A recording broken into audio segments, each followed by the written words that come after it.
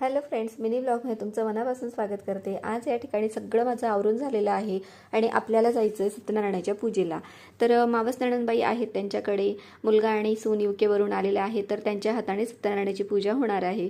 तर त्यासाठी आम्ही सगळे या ठिकाणी एकत्र जमलेलो होतो। सासूबाई पण आलेल्या होत्या आमच्या आणि पप्पा देखील आलेले होते, सासरे माझे।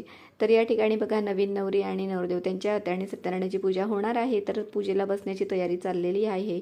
या ठिकाणी सगळे नातेवाईक आमचे लांबचे जवळचे सगळे नातेवाईक असे जमलेले होते।